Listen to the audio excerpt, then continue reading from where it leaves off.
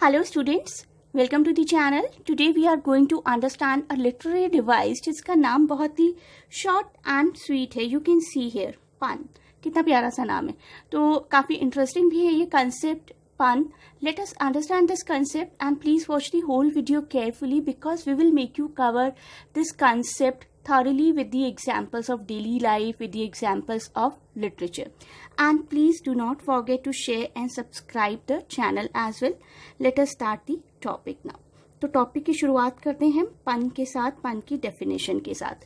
तो पन क्या है? अगर हम बोलें बिल्कुल सिंपल लैंग्वेज में, तो सिंपल टर्म्स में पन का मीनिंग है सम मल्टीपल मीनिंग्स.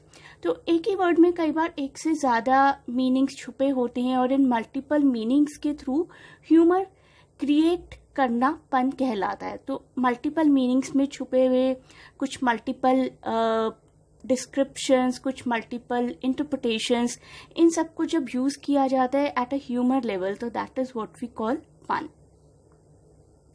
आगे बढ़ते हैं इसी वीडियो में और कुछ और इलेबोरेशन देखते हैं. पन से रिलेटेड ही पन को और भी कुछ बोला जाता है, दैट इज़ पेरोनोमेसिया. तो पन को ही पेरोनोमेसिया भी कहा जाता है. Do not gate confused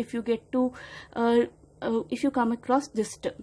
So peronomosia is a form of word play that exploits multiple meaning of a term.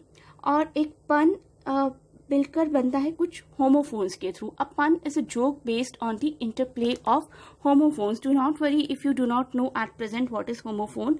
हम होमोफोन को भी डिस्कस करने वाले हैं. तो होमोफोन की तरफ मूव करते हैं. सबसे पहले तो कि होमोफोन होता क्या है. सो होमोफोन का मतलब होता है words with the same pronunciation but different meaning. So homophones are the words with the same pronunciation but different meaning. It can also play with the words that sound similar. कई बार कुछ ऐसे words होते हैं जो similar sound करते हैं but होते अलग अलग है, not exactly the same. and जो इसी confusion में से निकल कर आता है कि actual में कौन सा meaning है उस particular word का. तो इसको समझते हैं एक example के थ्रू. आइए have a look at this example of library. The tallest building in town is library. It has thousands of stories. अब आप यहाँ ध्यान दीजिए वर्ड स्टोरीज पर. तो स्टोरीज का एक डबल मीनिंग निकल कर आ रहा है. A pun on the difference between stories as in books के अंदर जो स्टोरीज होती हैं उस स्टोरी की बात भी हो रही है. और जो बिल्डिंग्स के स्टोरीज होती हैं, multiple floors of a building, हम कहते हैं ना मल्टी स्टोरी बिल्डिंग है, 2 स्टोरी बिल्डिंग है, 3 स्टोरी बिल्डिंग है. तो स्टोरी का यूज़ यहाँ पर एक पन की तरह है. Story as in books and story as in building. तो you can see how pun is being used. एक ही word के 2 inherent meanings हैं और उन दोनों का ही utilization यहाँ पर किया गया है. Let us move to another example. Another example is really funny. What is pun? तो यहाँ पर आप example देखिए, boiled egg का example दिया गया है. A boiled egg in the morning is hard to beat.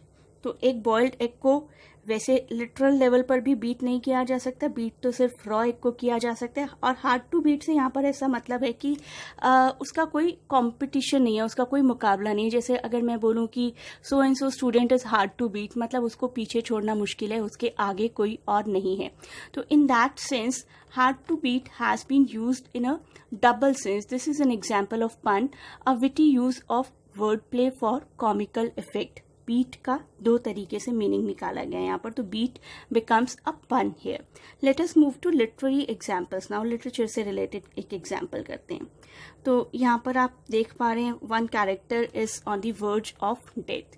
तो ये कैरेक्टर मैंने लिया है रोमियो एंड जूलियट से, बहुत ही फेमस प्ले शेक्सपियर का. So this is another pun from Shakespeare play which is very fitting, very suitable here because Shakespeare was very fond of using pun in his play. तो ये जो character है इसका नाम है मर्क्यूशियो और ये कैरेक्टर काफ़ी फनी काइंड ऑफ कैरेक्टर है जिसके बहुत ही विटी रिमार्क्स होते हैं, काफ़ी स्मार्ट रिमार्क्स होते हैं. तो यहाँ पर एक वर्ड यूज़ किया गया ग्रेव और इस ग्रेव को ही एज अ पन यूज़ किया गया. ये मैं आपको बता दूँ.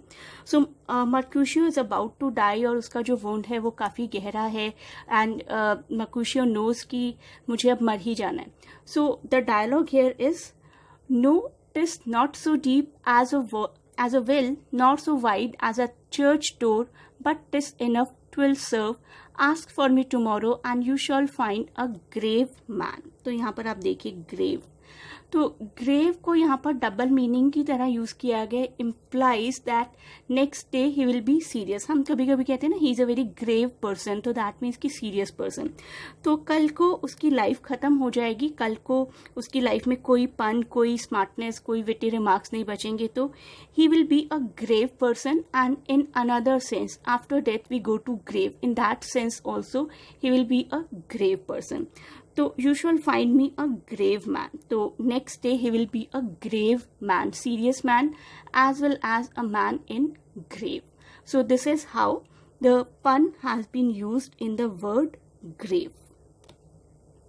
Next, move on to one more literature related example. This I have taken from the very famous poetry, The Canonization by metaphysical poet John Donne.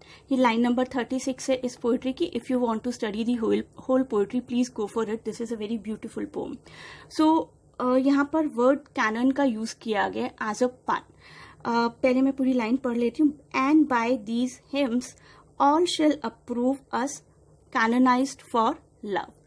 अब दो लवर्स हैं जो अपने आप को कैननाइज करने की बात कर रहे हैं. तो कैननाइज वर्ड के यहाँ पर दो मतलब हो सकते हैं. कैननाइज का एक तो क्रिश्चियन मीनिंग होता है पवित्रीकरण करना, किसी चीज का शुद्धिकरण करना. जैसे हम हिंदुइज्म में भी हवन वगैरह करके किसी चीज को पवित्र करने की कोशिश करते हैं, दैट कैननाइज. और एक कैननाइज होता है कि you are setting yourself as an example. So यहाँ पर दोनों तरीके से कैननाइज करना चाह रहे हैं.